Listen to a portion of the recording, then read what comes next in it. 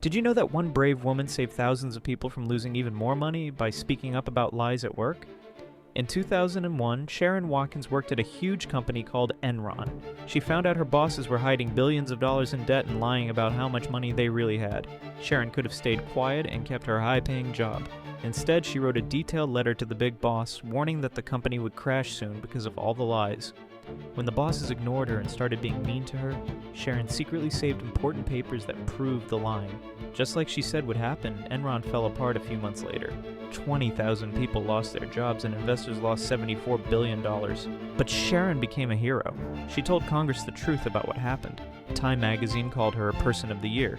She wrote a best-selling book and made millions of dollars giving speeches about doing the right thing at work. Her courage to speak truth turned her into one of the most respected voices in business.